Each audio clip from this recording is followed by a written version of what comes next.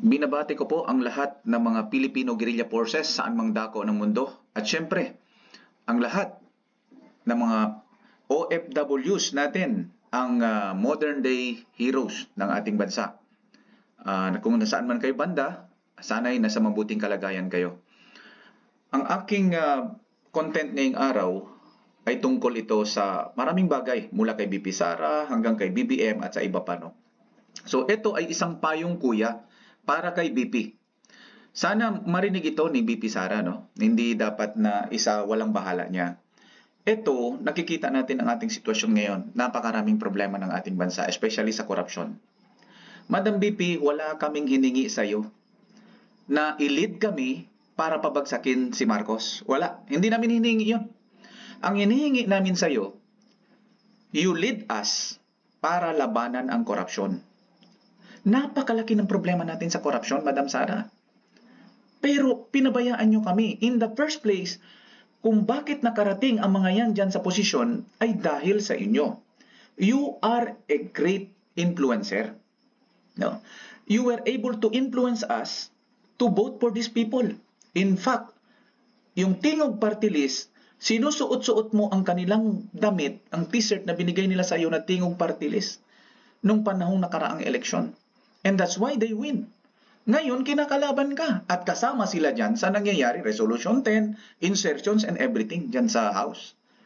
So, pabayaan na lang ba natin yan? Dahil lang nasaktan ka, emotionally distressed ka because trinaydor ka nila at wala silang utang na loob? Sinabi na namin yun. Talagang traidor ang mga taong yan at walang utang na loob. So, dahil doon nasaktan ka emotionally, pabayaan mo kami sa war against corruption? We are calling you to lead us on war against corruption. Napakaraming problema ng ating bansa and one of it is corruption, madam. Baka pwede naman. Payong kuya, day, palihog lang.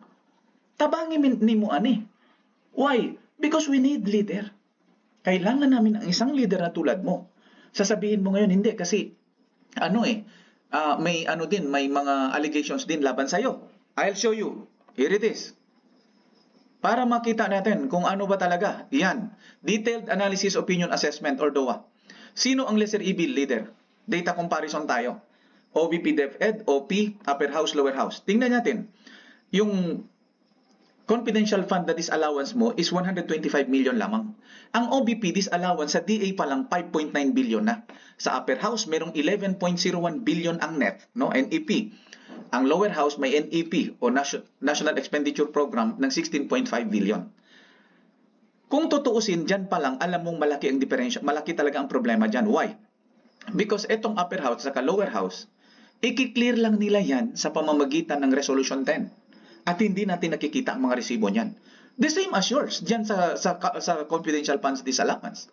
Pero may naipakita ka, naayos mo yan, alam namin. So next, ang DOTR disallowance ng OP, 1.4 billion na yan. Sa upper house, ang gaan naging 13 billion, no? Sa lower house, ang NEP na 16.5 billion, ang gaan niya naging 28.6. May differential sila na another disallowance ng OP, no, is 5.3 billion. Sa upper house, may differential na 1.9 billion, no? From NEP to GAA, may increase or let's call it insertions, 1.9 billion. Sa lower house, ganun din. Ang increase or insertion din yan is 12 billion. Imagine mo kung gaano kalaki. Butal lang yan sa'yo dyan na 125 million. Hindi na natin kailangang mag-emote-emote dito. We need to do a kinetic ops dito. Hindi tayo pwede puro information campaign, iparating sa mga tao. Madam, it's high time for us na tulungan mo kami na labanan ang korupsyon. Napakaliit ng problema mo. Ang laki ng problema ng mga ito. Imagine nyo na lang ang upper house, magki-clear ang Senate President ng 1.9 billion because may increase dyan. Saan yan pununta? Ang lower house, no, may increase, may insertion yan na 12 billion. Sino mag-clear yan? Si Martin? Diba? Nakikita na natin kung anong problema dyan. Si Saldi. So, tingnan natin. Ang DSWD, may insertion ito na 26.7 billion ito. para doon sa AKAP ayuda nung nakaraan. At ginamit nila ito sa PI, yung People's Initiative, na alam mo naman nang nangyari. So dito naman, sa DPWH, may insertion din sila dyan na 175 billion. So kung titingnan natin, napakalaki talaga ng problema ng OP or either OP, lower house. Kasi itong upper house, mukhang hindi ito mahilig sa insertion. Ewan lang natin, pero merong insertion dyan eh. So tingnan natin ulit, balikan natin. Kay Madam BP, 125 million lang ang pinag-usapan dyan. And so far, karamihan dyan na cleared. At ang naiwan lang dyan di umano na hindi clear, na medyo nahirapan sila i-clear, according sa Congress lang naman eh, according lang sa mga taga-House, yan ang sabi nila, almost 16 billion and plus 15 million, 16 million plus 15 million, so that's 31 million only. Hindi pa nga umabot sa threshold ng plunder. So, tingnan nyo mabuti. Ang OP, may 12.6 billion disallowance yan. Pero walang investigation. Diyan sa 125 million ng OBP, DepEd before, may question. Talagang iniimbestigahan nila sa House. Yung upper house, may 13 billion yan ngayon na i-clear nila sa Reso 10 lang. At ang lower house, may i-clear din yan na 28.6 billion through Resolution 10. Sino kaya ang nagmamalinis dito? At sino kaya ang mga santong kabayo at banal na aso na panay ang imbestiga dito sa OP at sa former president, samantalang sila ang may pinakamalaking problema? Ipo ba? Yung pera ng insertion, so ang dami niyan. Yan, si Martin, mag-clear siya dyan ng insertion niya na 12 billion. Dito sa upper house, mag-clear sila dyan ng 1.9 billion. 12.6 billion ang sa OP. Compared sa 125 million ng OBP. Tingnan natin, yan. Yan, yung nasa pula. So, balikan natin ulit itong sa OBP. Nag-request ito noong October 2022 ng confidential fund. Nung panahon na yon, sila ay unit team pa. Magkasundo pa yan, alyado pa. So, nirelease ng December 20. Ibig sabihin, 11 days na lang natitira para sa clearing. So, anong tawag doon? Di ba? Hindi ba tawag doon ay prime up? Bibigyan mo naman na ba na kakampi mo, binibigyan mo na ba naman ng pera? 11 days na lang. 125 millions, 11 days para i-clearing. Hindi ba prime up yan? So, kung titingnan mo mabuti, talagang malaking problema ng mga ito. Walang problema ang OP at sa OBP. Kung tutuusin, tingnan natin, ito pa. Di pa kasama ang flood control projects na di umano ay 1.4 billion a day. Nasaan na ang Maharlika Investment Fund, ang PhilHealth Fund, ang gold na bininta? At saan na yung kita nun? Saan na yung pinagbintahan? Hindi nga natin nalaman eh. So, please, Madam, hindi ka namin iniimbitahan na mag-lead sa amin para patalsikin si Marcos. Inianyayahan ka namin para imbitahan ka namin upang i-lead kami para labanan ang korupsyon na ito. Yun ang maliwanag, Madam. Sana hindi huwag naman na ang iniisip ninyo na hindi ibig sabihin na sinasabi mo na hindi kasi maganda. Parang si David ba? And David and Saul na hindi nilabanan ni David. But then, hindi naman si BBM ang tinatarget natin dito eh. Yung corruption eh. You lead us against corruption, Madam. Kasi ang liit lang yan problema mo, ang laki ng dito sa kabila. Natatago nila ang lahat ng kanilang pagnanakaw habang kino-question kanila dyan sa 125 million na yan. Hindi naman, Diyos ko po, logic yan, practical yan, tingnan mo ang liit. At ang sabi is 31 million lang yan. 16 million and 15 million is 31 million. Wala pa sa threshold ng plunder. So please, tulungan mo kami, i-lead mo kami. Doon sa war against corruption. Kausapin mo kami mga retired, we will be ready. Umpisahan mo sa amin mga retired. Retired military officer, retired soldiers. MUP. Umpisahan mo sa MUP, retired. Sa FGF, umpisahan mo sa mga leaders na mga nananawagan laban sa korupsyon. Kausapin mo kami, kausapin mo sila. Yun ang tamang paraan. A good leader must be decisive. Decide now. You see, pinakita na namin sa'yo ang liit ng problema mo. Actually, wala kang problema eh. Pero ang laki ng problema sa OP, ang laki ng problema sa upper house, ang laki ng problema sa lower house. Puro Corruption yun. Kasi lumalabas na corruption. Wala pang, hindi nila maklear eh. Bakit may disallowance? Saan yung clearing nun? Ipa-clear natin lahat sa kanila, pati flood control projects. Diba? So, kung samahan mo kami dyan, normally, may unite ang tao. Meron tayong isang issue na labanan. Kasi, madam, inamin mo naman na kasama ka sa may kasalanan na dahil nilagay mo sila dyan eh. Kumbaga, tinulungan mo sila mapunta dyan. Kinampanya mo sila eh. Kung hindi mo sila kinampanya, hindi rin naman siguro namin iboboto yan. Hindi rin iboboto. Pero dahil kinampanya mo, kasama na yung tingog, ngayon, tingnan mo kung anong nangyari. So please, eto sa amin is usapang kuya lang. No? Kuya, para sa'yo, Day, pagpasensyahan mo na. Eto kasi, nakikita namin, we have to do something na maalis itong corruption. Ikaw, binibira ng binibira dyan, napipix ka kasi tinitingnan mo kung paano depensahan ang sarili mo. Hindi ganyan yan eh. Kasi in the first place, ginawa nila sa'yo yan dahil alam nila wala silang makuha sa'yo. At nung alam nila walang makuha sa'yo, pre-name up ka, tapos kinasuhan ka. Nung kasuhan ka ngayon dyan, napix ka. Lawyer ka naman eh. Hindi ka ba sanay sa kaso? Yung kaso na yan, istorya lang yan eh. Ang katotohanan yan, wala ka naman talagang kaso. Sila dapat ang may malalaking kaso. Babalik tayo, buwaltahan natin kasi alam namin nakikita namin, mga buhayang pusit ang mga ito eh. Yung nasa house, tinutulak nila papunta sa iyo at saka sa tatay mo, yung problema. Well, in fact, sila ang may malaking problema. Sila ang number 1 manggagancho, mga buhaya at mga pusit dito sa ating bansa. Kailangan na nating gumalaw. Day, kailangan na nating gumalaw. Dili ni pwede na inani permanente. Unsay mahitabo sa atuan ni ani? Dili pwede pasagdaan ni mga tawanan kay ambot lang. So, next is naintindihan naman siguro natin ang kaibahan ng milyon sa bilyon. 1,000 million is equals to 1 billion. Sino ang lesser evil leader? Di ba? Kayo magsasabi kayong mga kabayan, di ba ang BP pa rin? Kasi ang sa kanya, 125 million at disallowance mula doon sa kanyang confidential fund, 15 million at saka 16 million lang ang hindi daw maliwanag according sa house. So ibig sabihin, hindi pa nga napunta sa plunder. Pwede naman, nasabi ko na nga last time sa last vlog ko, maraming willing. Ang 32 million Pilipinos, karamihan doon willing na magbigay, mag-ambag-ambag para mabayaran yung 125 pa nga 125 million. Magkano lang yun? 5 piso lang kada isa ng 32 million na yun. Ako, magbigay ako siguro mga 1,000 na para walang problema, para mas mabilis. Di ba? Para makatapos na yan. Dahil, ilid mo kami.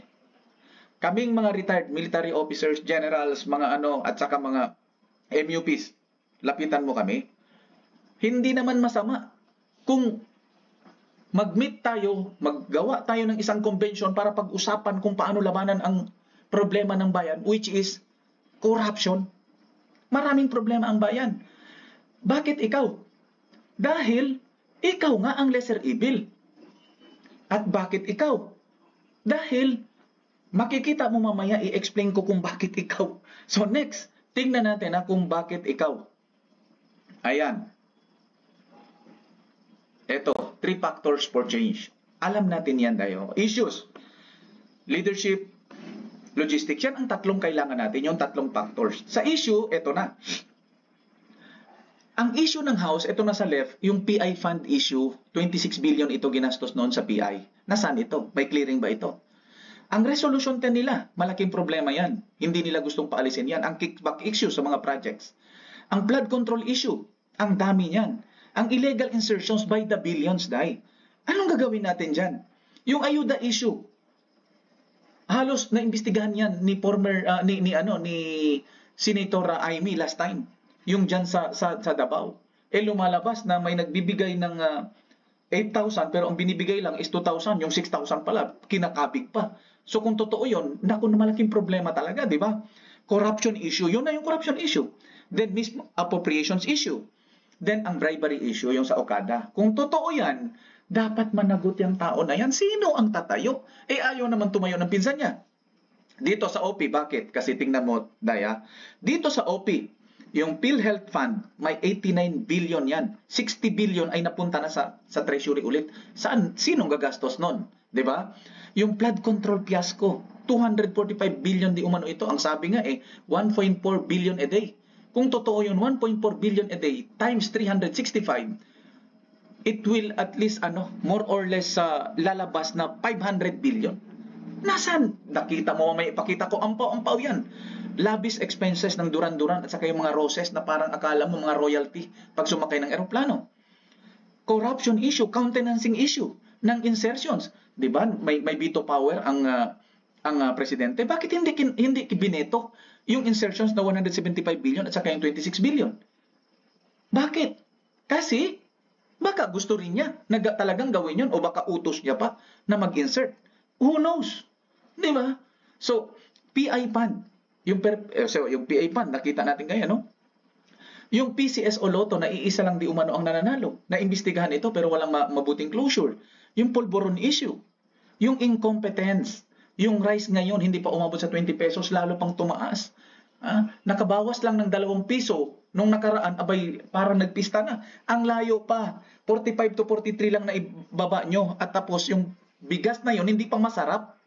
Yung drugs issues, grabe na katalamak. Ang krimen, grabe katalamak.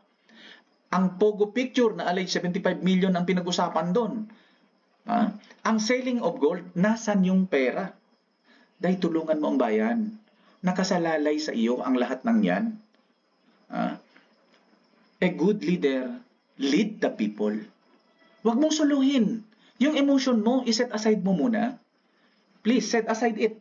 Hindi natin kailangan ang emotion sa ngayon. A good leader, hindi masyadong nag-contemplate sa kanyang emotion for a long time. Mabilis siyang makarecover dyan. I do not know, baka may sarili kang idea kung paano mo gawin. Pero every time, every day, every minute, na nandyan yan, nangyayari ang mga korupsyon, kawawa ang Pilipino, kawawa ang taong bayan. Alalahanin mo, sinabi mo na may kasalanan ka, tinulungan mo sila na mapunta dyan sa mga pwestong yan.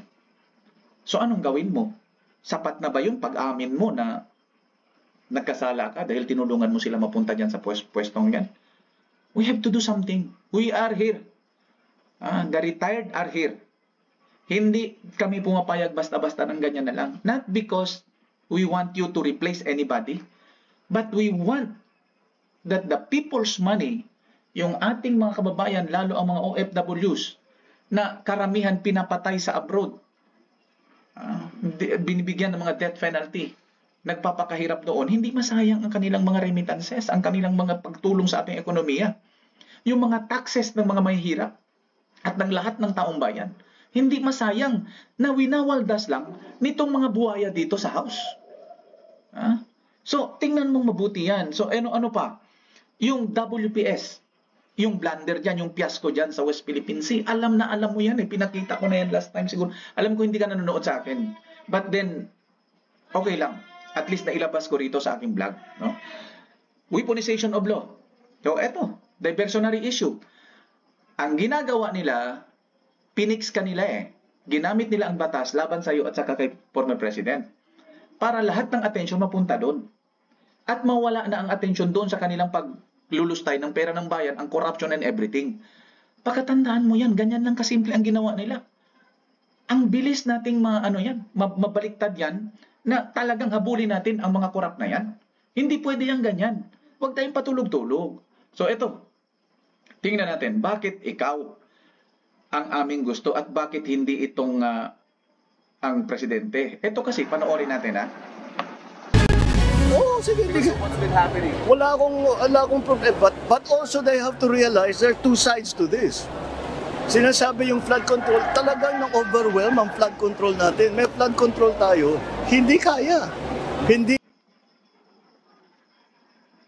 So, you see kung paano niya sinagot, no? Balikan ko, hindi kaya, sabi niya. Ito. Oo, sige. What's been happening? Wala akong problem. But also they have to realize there are two sides to this.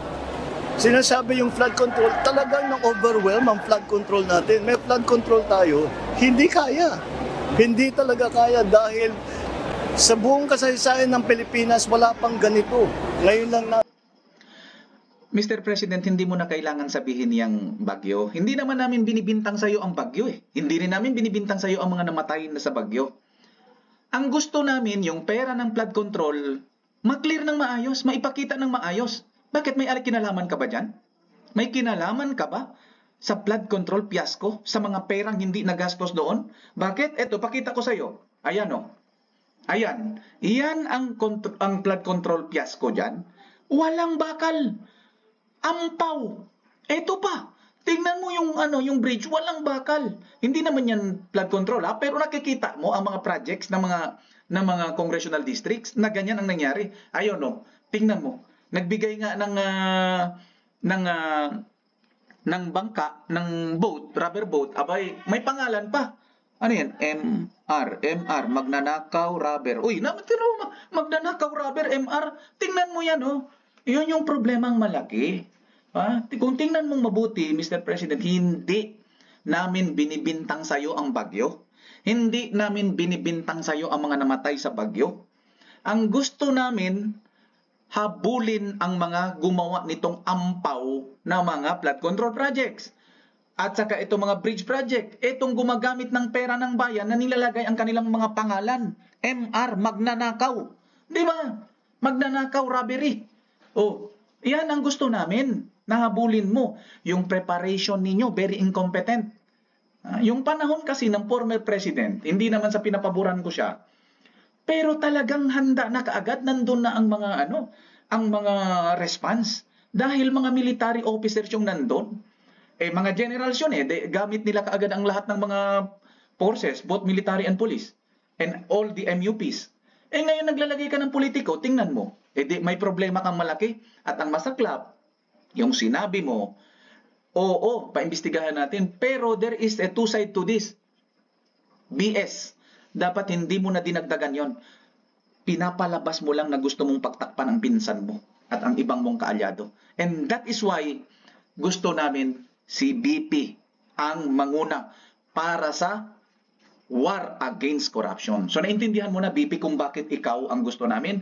Because dinidepensahan ng tinulungan mong mapunta dyan sa Malacanang, dinidepensahan ni BBM yung pinsan niya at ang mga kaalyado niya dyan sa House. Klarong-klaro Oo, pwede nating imbestigahan. Sabi niya, oo, pwede nating imbestigahan. Pero we have to see the other side of the coin. Hindi na niya kailangan sabihin sa atin yun, no? He is trying, Mayroon siyang attempt na pagtakpan, and that is why ayaw namin na siya ang hahabol. Ikaw, BP Inday, ang sasama sa amin para habulin, para labanan ang korupsyon. So tingnan natin sino ang better leader. Ibalik ko ulit. Ayan, criteria, yan yung presidente, yan yung BP, SP, Senate President, and ang House Speaker. Tingnan natin ang criteria. Survey rating. Presidente 69, BP 59, SP 67, yung House Speaker 61. Tumaas di umano yan ang sa House Speaker. Tingnan natin. Ang accomplishment ninyo, flood control project, 5,500 something. And 500 billion yan ang pera niyan, na ang pondo niyan. So tingnan mo Pero ang daming ampaw. Yun ang hinahabol namin, Mr. President, to let you know. Huwag ka nang magmaang-maangan. Sa salita mo, pinagtatakpan mo ang pinsan mo. BP, social services, ang galing. Autopilot ang ginagawa mo dyan, Day, sa iyong mga tao. Maganda yan. Maganda ang ginagawa. SP, yung mga batas. Maganda rin naman ginagawa ni dyan, Senate President. Si House Speaker, ayuda at insertions. Yun ang accomplishment dyan. Ang dami niyang ayuda, ang dami niyang insertions. Ang masaklap dyan, okay sana yan kung dahil lang sa ayuda talaga, ginagamit niya sa personal interest niya, para sa personal political interest niya. Yun ang masaklap. So tingnan natin competence. Blunder, fiasco yung competence niya. Talagang mababa ang competence. Incompetent ito. Dahil alam natin, ang flood control project, hindi niya na-check. Pumirma siya ng mga insertions na 175 billion and 26 billion na may veto power siya, hindi niya pinirmahan. Puro blunder ang pinagagawa niya. Sino magtitiwala dyan sa ganyang klaseng tao? BP, mataas ang competence mo. Alam namin, hindi ka nagnakaw. Sa totoo lang, hindi ka nagnakaw, na-frame up ka. And that's why you have to stand up. Ipaglaban mo ang taong bayan na nagtiwala sa iyo. Okay, sa SP, highly din, mataas din ang kompetensyan. Sa House Speaker, ay nako, napaka-adverse nito. Talagang kung may competence, siguro ito yung pinaka-incompetence. Kasi, yan ayuda insertions lang yata ang nalalaman nito eh. Virtue. Okay, poor ito. Poor. Hindi ko na dapat explain sa iyo. High. High. Senate President, play safe ito eh. Yung virtue nito medyo lang, kung saan yung malakas nandun. Dito naman sa House Speaker, selfish ambition ang inuuna bago ang nakita talaga natin Dahil kung talagang ayuda lang, ibigay na lang niya yon sa mga local government units, ibigay na lang niya doon sa DSWD, kung ano man, DPWS, huwag niya yang pakialaman. Siya pa nagbibigay Nagbibigay siya ng ayuda doon sa mga lugar na walang bagyo. Yung lugar na may bagyo, wala, ubos na daw Diyos ko po. Credibility. No, moderate itong isa. Bakit? Siyempre, ayoko namang igawin talagang poor lahat, no? I-moderate na natin. BP, high. Senate President, high. House Speaker, very poor. Pasensya ka na, House Speaker, talagang very poor ka. Reputation, issues. Ayan, 4, 11. 11 yung issues doon na pinakita natin kanina. Yung mula sa flood control projects, mula sa Marlica Investment Funds, sa pagbinta ng gold, sa PhilHealth Fund, lahat yon, 11 yun lahat, yung issue sa kanya. So anong klaseng reputation meron yan? BP, ayun, good. Meron siyang isa, yung confidential fund. Pero itong confidential fund na ito is, nakikita natin, frame up ito. Maliwanag yan na frame up. Kasi, na-explain ko naman na kanina, SP, yan, ang issue sa kanya yung coup. Kinuditan niya yung kasama niya, kaibigan niya dyan sa Senado. Ngayon, siya ang Senate President. Ang Resolution 10, hindi niya maalis-alis. Wala siyang balak, wala siyang move. So, anong ibig sabihin yan? Di ba? Walang resibo. Mas mataas sila kaysa sa batas na Republic Act 9184. Si Speaker, abay worse yan. Hindi na natin dapat i-explain. Pasensya ka na, Speaker. Talagang may problema ka. Malaking problema mo. Integrity, principle. Ayan, moderate pa rin. Bakit? Ayaw naman natin i-down talaga ng todo. BP, beyond reproach. Beyond reproach ang integrity at principle nitong BP. Alam natin, from the very start, from the very beginning, nakita natin ang kanyang focus pagdating doon sa integrity and principle. Pero dahil hindi na ito panahon para ipakita mo na ka pa rin, hindi mo kinokontra yung mga maling ginagawa. Kahit sino, kahit kami, pag mali ang ginagawa, birahin mo. Yun ang trabaho mo. Dahil ikaw ang pangalawa mula sa pinakamataas na posisyon na binigay ng mga tao. Karapatan mo yan, and we are calling you to do your job. Do your job, Day. It is your job to protect the interest of the Filipino people. 32 million yan, Day, na nagbigay sa'yo ng mandato.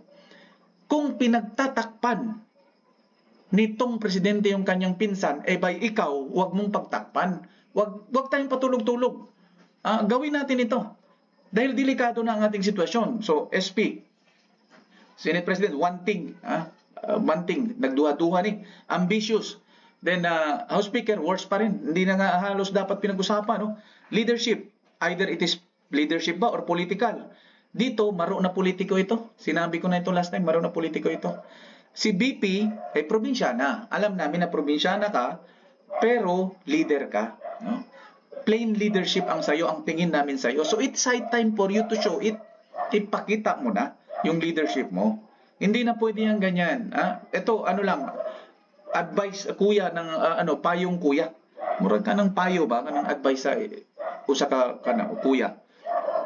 SP, tusong politiko ito, si SP. Sensya ka na, sir, pero wala kang tinatayuan na prinsipyo para sana para sa taong bayan. Puro parang politiko lang talaga, tusong politiko lang. Garapal na politiko ito siya, Speaker. Talagang garapal talaga ang galawan. Wala nang hiya ang kakapal ng mga muka. Style. Abay, ito si Presidente mahina at maro. Nagpapakita ng kahinaan pero maro ito, nasa loob ang kulo. Si BP naman, abay, mahilig ito makisama. Kaya nga, sa pakikisama mo, Inday, ang nangyari, ginamit ka. Ang dami palang mangga sa paligid mo.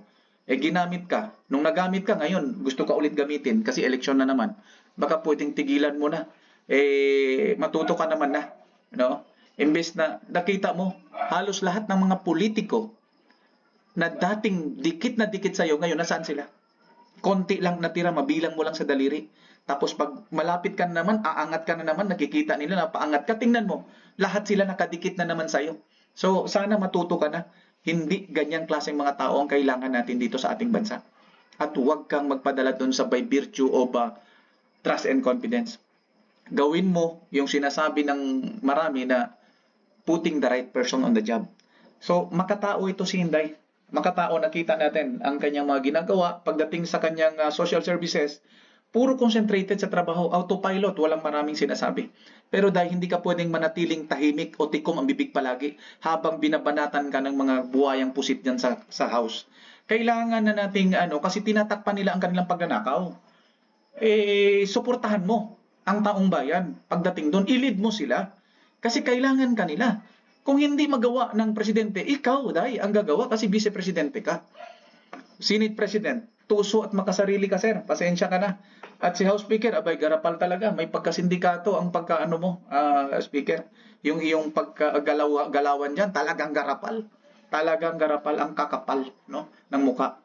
So, eto, nakita natin, sino ang better leader? Abay, si BP pa rin. Kung tingnan nyo mabuti, wala namang pabor-pabor yan, pinapakita lang natin. Kaya nga pinipili natin siya na mag-lead sa atin sa war against corruption because ikaw, Day, ang better leader at ikaw ang lesser evil leader. Nakita mo na. Sana nakita mo. Pero problema, hindi kayo marunong tumingin yata eh.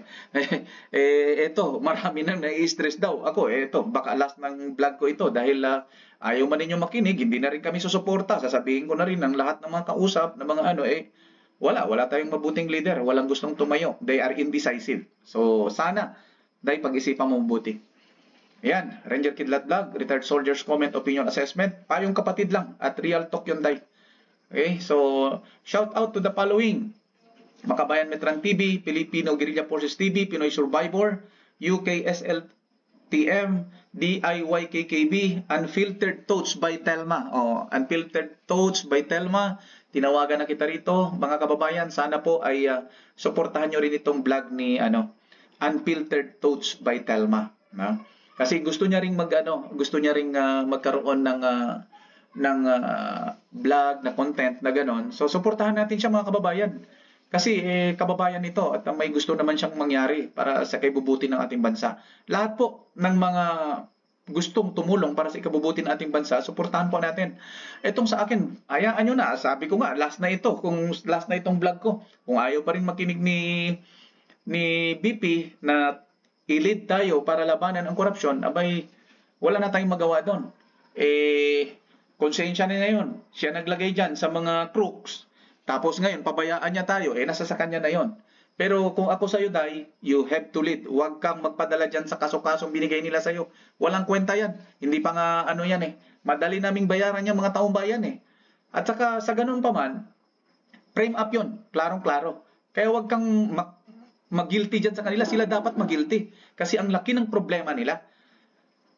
Binabato nila lahat sa'yo at saka kay former president ang problema para hindi makita ang kanilang kalokohan. Yan ang katotohanan dyan. So, next. Chris Tumabiene, Emelito Portillo, Melvin Hernade, Diego, Buganotan TV, Michelle Cordial, Dana Din Jason, Dennis Sosobrado, Ramos Kill, De Calibre Jr., Gumski, Adrison Tagam, Maria Sarabis, Maricel Sumawang, Arlene Tahale, Alice Wolf, Albert de Venecia, Ismata Sinatak, Marilyn Aguinaldo, Demetrio Bucao, Dosarcon, Daniel Dugcot, Resty Ungos, Chopilo Sagarino, Jesse Dimaculangan, Mycom Sports, BRS, Romel Plamiñano, Jeremy Francisco, John Gapus, Kent Simbahon, Sofia Anduenas, Junicio Bughao, John Dabocol, Hi Jeneline Ramoran, Tongski, Jesus Hernando Habok Jr., Rosalinda Rivera, Lito Blancas, Diosdado Bagtas Jr., Melvin Hadone, Clarinda Agustin from Stockton, California. Ma'am, magandang gabi po. At syempre, Bukas Palad, Santiago Abistado, Dennis Cruz, Ryan J. Kalunsag, Dio Garcia, Boy Bisaya TV, Monina Valerio, Julio Nacion. FGF ito. Kumusta po kayo dyan? Maripe Flores, Narda Kilasen, Opelia Villorejo, Rosel Loquino, Jean Rose Loquino, Rene Navarro of Heart, Yellow Heart, of course, Miss Acortes, Edgardo, Gilbert Quires, Gilafawan, John Pascua, Nicolas Padere, Oleente, Pinoy Trending, Ubahi Brandi, Elmer Luna, Ramar Ariel, Crisanto Francisco, Uniros Etquibal, Carlo Lim, at syempre, si Jason Santos, Mark Creation, The Mother's Hand, Jojo Sagurit, Vergel Garillo, Kabalen, Manuel Cujamat, Edmundo Balange, Mileriatar, Billy Almighty, Larry Nonot, Alejandro Kitlong, Ramel Macairan, Who is Perfect Net, Nigel V. Diaz, Ma'am Etc. Space, Ralpha, Nobi Makahilig, Marvin Pepito, Victor Fernandez, Sojer D, Camilo Eder, Den Vower, Kabicol TV, Ami Cabrera, na nanood sa atin sa Saudi. Kumusta po kayo? Rick Fries, Roel Valencia, Mujen, Armando Pakibot, Ramonito Caballes, Reynaldo Surigao, Gerardo Melchor, Willie Demiar, Efara, Pulencio Loyaw, Easy Servitec, BRS, ulit, Jose Alejandria, Nazario Bautista, Noemi Natividad, Sally Erbs TV, Marjud Suarez from Jansan, Anita Comique, Leonardo Antone, Guapo Guapito, Sara Bibongbong, Hingat by Victor, Jerry Villator, Angie Nacion, Loli Valdez, Lindon, Marby Galuela, Jean Galesa, Jerome Suico, Heart sa inyo, Purple Heart, Jose Purake, Alan Limoran, Brick Uchichat, Brusco Maginoo, Carbox, Bonifacio Galimit, Eric N.D., Julray Reyes, Christian Gutierrez, Carding Domingo, Zita Solidum, Doval, Peter Garcia, Tina Roa. And of course, nandyan din si Queenie Gullem, Ma'am Queenie, Mamila Sumailo, Sir Cecilio Mertalia Jr., Cecilia Provido, Natalie Querubines, The Right Staff, Arceli Calvo, Cook Sanray TV, Sir Baby Berua, Ebnash, Edilberto Mercado, Greggy Marquez, Las Vegas. Nanonood sa atin sa Las Vegas, JT Lee, Colocoy, and Folican, Ma'am Lynn Firm, ingat po kayo. Dick Gurgel, ingat din kayo dyan, Sir Dick. Vic Tomasar, Sir Romy sa panama ng FGF, H-Mine Only, Felix Awit, Arnold Posiriban, Lily Daza, Eva Burgos, Annalyn Castillo, Nojep NT, FGF, Roy Everich, FGF, Jeronimo Boy Cosasos, yung Indonesian Ranger, Commander Maylab of Deputy Supremo, Commander Bukay, Maria Socorro Mejia, Leandro Solarta, Aquilino Juanites Jr., Jose Rose B from Egypt, Kuya Rose B TV, Arvin Ortega, Alodito, Lionheart, Pase Construction YouTube, Taurus, Laarni Silva TV na nandyan sa Hong Kong, Blessed Bikers PH, Loretta Cabanayan, Ma'am Loretta, Broken Wings TV, Joey Pereira, Sammy Lito Mantilla, Orlando Sabala, Sir Orlando sa Australia, NPG Davao, Maridon from Arizona, Ma'am Maridon, kumusta po kayo dyan? Kuldani, Maria Velasco, David Guanzon, Munjen, Calmado Playlist, Corcopio Masayaw, Ariel Henido, Shirley Villostas, Maria Sanchez, Heart sa inyo, Red Heart, Bicolano Makulit, Jose Benito, Sita Espinola, Alan Aranes, Qatar, CJ Badja, Mercy Tagalog, Nori Sakaguchi, Ma'am Nori, magandang gabi po.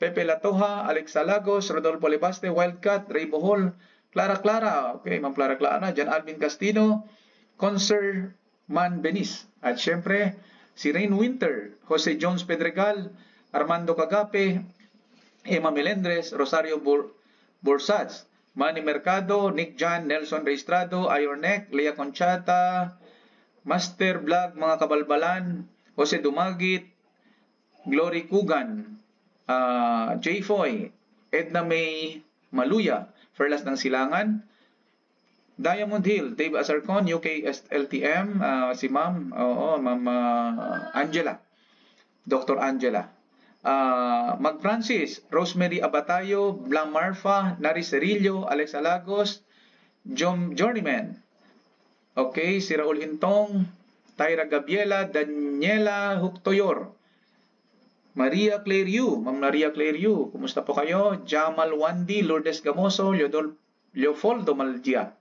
Ronaldo Mingaracal, naimbang aldaw, kanya yung amin apo, Ilocos, Ken Pangasinan, Tesalo Almso, Bobby Utuhan, Leila Soberano, Spain, Lorna Chris Rosberry, Mel Pacabagua, Europe, TJ Jos Luis, oy, so ako ace.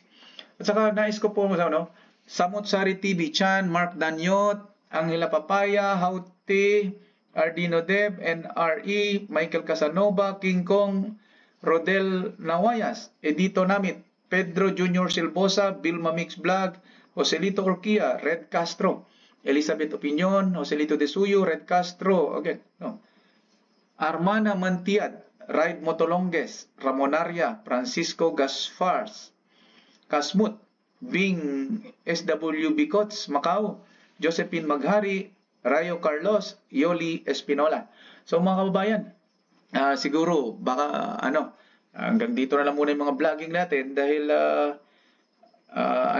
medyo nakikita natin, yun nga, baka tanggapin na natin yung ating fate. Ito na siguro talaga ang ating destiny na walang gustong mamuno ng mabuti para sa atin. So, tiis-tiis na lang tayo.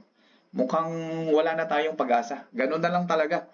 So, yung mga tropa natin dyan sa active service, sa totoo lang, maraming naniniwala na yung mga bintang dyan sa mga nasa taas na mga leaders ay almost 99.9 naniniwala na talagang totoo yan, ang kanilang kalokohan dyan. At sila mismo ay galit na rin dyan sa leadership dyan. Na ngayon, yung 0.1 naniniwala, abay, kumbaga sa Bisaya, lalisunon pa. Hindi lahat doon naniniwala. Ang totoo nun, gusto lang nila ng pabor.